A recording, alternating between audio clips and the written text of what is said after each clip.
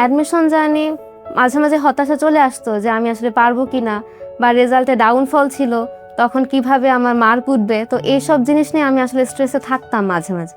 তো স্ট্রেসটা কাটানোর জন্য অবশ্যই বাবা মার সাপোর্ট ছিল, আর হলো যে রেটিনার ভাইয়েদের একান্ত আন্তরিকতা। তারা আমাকে অনেক কাউন্সিলিং করতেন যে আসলে হয়ে যাবে, যে তোমার রেজাল্টের স্ট্যাবিলিটি এটাই তোমাকে শেষ পর্যন্ত টিকিয়ে রাখবে।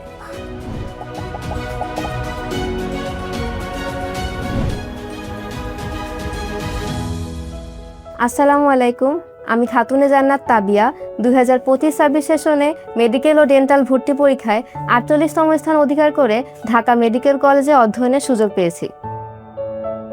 আমার স্কুল ছিল বরিশাল সরকারি বালিকা উচ্চ বিদ্যালয়। এই স্কুলে অধ্যয়ন শেষে আমি বরিশাল সরকারি মহিলা কলেজ থেকে এইচএসসি কমপ্লিট করেছি। দেন অ্যাডমিশন জার্নিতে আমি রেটিনা পরিবারের সাথেই ছিলাম। আমার শিক্ষা জীবনে সবচেয়ে বড় পথ প্রদর্শক ছিলেন আমার মা। আমার মায়ের হাতে আমার ছোটবেলা থেকে হাতেখড়ি শুরু হয়েছিল।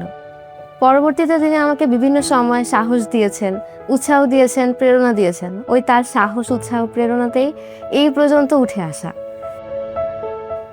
অ্যাডমিশন জার্নিতে বন্ধুরা আমার অনেক সাপোর্টিভ ছিল। তারা বলতো যে তুই পারবি, আসলে ভয় পাওয়ার কিছু নাই। এইভাবে তারা আমাকে সাহস দিত, কাঁধে হাত রেখে বলতো যে একসময় তুই দেখবি, তোর জন্য আমাদের গর্ব হবে। মানুষের জন্য কিছু করা, মানুষের কল্যাণের জন্য কিছু করতে চাওয়ার ইচ্ছা থেকে আসলে মেডিকেলের পথযাত্রা আমার শুরু হয়। তো অ্যাডমিশন জার্নি 3 মাসে আমি মেডিকেলের প্রতি ফোকাস রেখে আসলে পড়াশোনা করেছি। অ্যাডমিশন জার্নিতে পড়াশোনার কনসিস্টেন্সি ধরে রাখা আমার মতে সত্যি কষ্টের একটা বিষয়, কারণ এটা অনেক স্টুডেন্ট পারে না। তারা প্রথম থেকে প্রিপারেশন শুরু করলেও লাস্ট টাইমে তারা ডিস্ট্র্যাক্ট হয়ে যায়।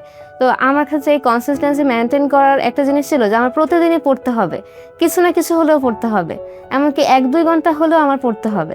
তো এই যে আমার মনের থেকে ইন্সপিরেশন, এই জিনিসটাই আমাকে কনসিস্টেন্সি ধরে রাখতে সাহায্য করেছে।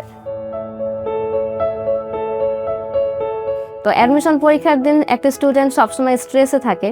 তো সেই স্ট্রেস কাটানোর জন্য আমার বাবা মা আমাকে বিকালবেলা ঘুরতে নিয়ে যায় আমাদের একটা জায়গায়।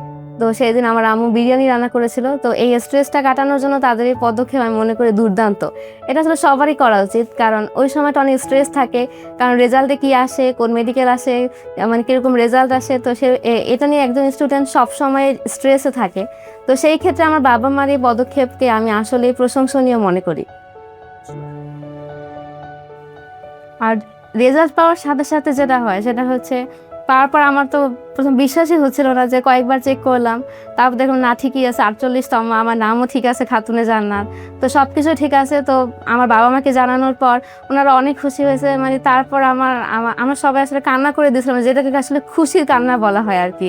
তো তারপর আম্মু আমাকে জড়িয়ে ধরেছিল। তো সবাই মানে আনন্দের অশ্রু যেটা আর কি, সে মানে একদম কান্নার মাধ্যমে মনে হয় যেন একটা আনন্দকে বরণ করে নিয়েছিলাম আর কি। মেডিকেলে চান্স পাওয়ার পর যেটা হয় সেটা হচ্ছে, জুনিয়রদের সাথে দেখা হলে তারা পরামর্শ চায় যে আপু কীভাবে পড়াশোনা করব, কিভাবে সব কিছু একসাথে সামলাবো, এইচএসসির পাশাপাশি কীভাবে অ্যাডমিশনে মানে আমরা এগিয়ে থাকবো, সেরকম পরামর্শমূলক অনেক কথা শুনতে যায়।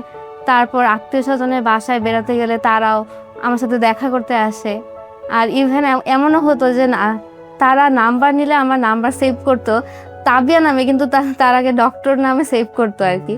সেই জিনিসটা আত্মীয় স্বজনের চোখে এখন বুঝতে পারতেছি যে জিনিসটা তারা হয়তো অন্যভাবে দেখতেছে। আগে হয়তো আমি তাদের চোখে অন্যরকম ছিলাম, এখন হয়তো ডাক্তার হিসেবে আসছি তাদের সামনে। স্টাডির ক্ষেত্রে, কৌশলগত ক্ষেত্রে যদি বলতে চাই, তাহলে আমি একটা নির্দিষ্ট কোচিংকেই ফলো করতাম, এবং তাদের ডেইলি এক্সাম ভিত্তিকই আমার পড়াশোনা ছিল। যে প্রত্যেকটা পরীক্ষার ক্ষেত্রে যে রুটিন ঠিক করা ছিল, ওই রুটিন সম্পূর্ণভাবে কমপ্লিট করে পরীক্ষাকে ঠিক মতো দেওয়া। তো এইভাবে আমার পরীক্ষাগুলোর মাধ্যমে আমার সম্পূর্ণ কোর্স কমপ্লিট করা হয়ে গিয়েছিল। আর যে জিনিসটা আমি স্পেশালভাবে ফলো করতাম সেটা হচ্ছে, আমি বেশি রাত জাগতাম না। তো আমি 12টার আগেই ঘুমিয়ে পড়তাম এবং ফজর নামাজের পর পড়তে শুরু করতাম। পড়াশোনার পাশাপাশি অবসর সময় আমি আমার ছোট ভাই বোনদের সাথে সময় কাটাতে বেশি পছন্দ করি, এবং সাথে সাথে টুকটাক আঁকাআঁকি করতেও পছন্দ করি। পড়াশোনার একাডেমিক বইয়ের পাশাপাশি এক্সট্রা বই পড়তে আমি পছন্দ করি। আর যদি রাইটারের কথা বলতে চাই, তাহলে আমার পছন্দের রাইটার হচ্ছে আরিফ আজাদ।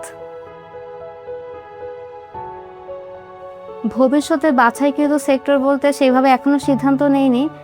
তো তবে যেই সেক্টরে আসলে আমার দক্ষতা আছে, তারপর মানুষকে সেবা দিতে পারবো, সেই সেক্টরই ইনশাল্লাহ বেছে নিব।